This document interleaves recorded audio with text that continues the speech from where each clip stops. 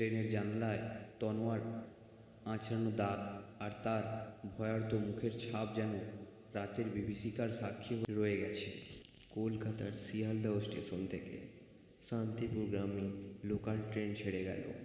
ট্রেনের ভিড় ছিল কম, আর এই সুযোগে তনোয়া আর তার দুই বন্ধু বসে গল্প করতে করতে যাত্রা শুরু করলো।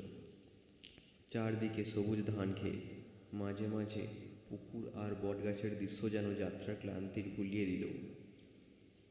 কিন্তু রাত যত ঘনাতে লাগলো, ততই ট্রেনের যাত্রী সংখ্যা কমতে থাকলো। ট্রেনটা যখন পান্ডুয়া স্টেশন পেরিয়ে গেল, তখন পুরো কামরায় তনোয়া ও তার বন্ধুরা ছাড়া আর কেউ ছিল না। ভেতরে হালকা অন্ধকার, আর বাইরে চাঁদের আলোতে ফিকে আলো ছাওয়া খেলা করছিল।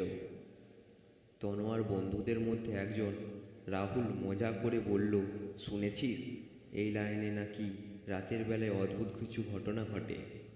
তনোয়া হেসে উড়িয়ে দিয়ে বলল, ধুর, এসব বাজে গল্প, ভূত টুত বলে কিছু হয় না। ঠিক তখনই ট্রেনটা হঠাৎ করেই থেমে গেল। তনোয়া জানালার বাইরে তাকিয়ে দেখল স্টেশনের কোনো চিহ্ন নেই। চারদিক শুনলাম শুধু ঝিঁঝি পোকার শব্দ। ট্রেনের চালকের কণ্ঠস্বর শুনে বোঝা গেল ইঞ্জিনে কোনো যান্ত্রিক ত্রুটি হয়েছে। ড্রাইভার আর গার্ড তা মেরামত করতে নেমে গেল। তনোয়া, রাহুল আর পূজা মিলে সাহস করে বাইরে নামল। চারপাশের নির্জনতা অস্বস্তিকর। হঠাৎ দূরে ঝোপের মধ্যে মিটমিটে আলো দেখা গেল। মনে হলো কেউ যেন লণ্ঠন হাতে দাঁড়িয়ে আছে।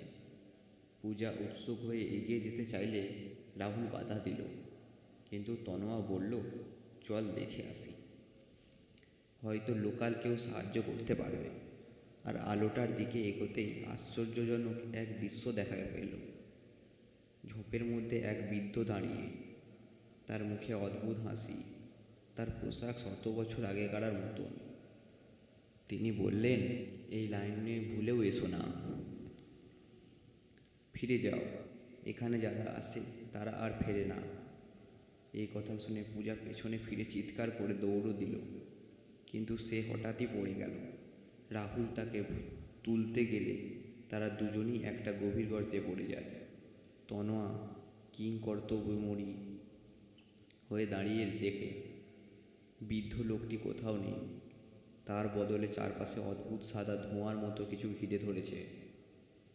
ভয়ে কাঁপাতে কাঁপাতে তনোয়া কামরার দিকে দৌড়তে শুরু করে। সে ড্রাইভারদের খুঁজে বের করতে চায়, কিন্তু ট্রেনে উঠে দেখে তার কেউ নেই। শুধু ট্রেনটা অদ্ভুতভাবে নিজে থেকে চলতে শুরু করলো।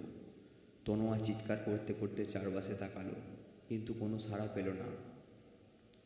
পরদিন সকালে স্থানীয় গ্রামবাসীরা সেই ট্রেনটিকে খুঁজে পায়, কিন্তু ভেতরে কোনো যাত্রী ছিল না। ট্রেনের জানলায় তনোয়ার আঁচড়ানো দাগ আর তার ভয়ার্ত মুখের ছাপ যেন রাতের বিভীষিকার সাক্ষী হয়ে রয়ে গেছে।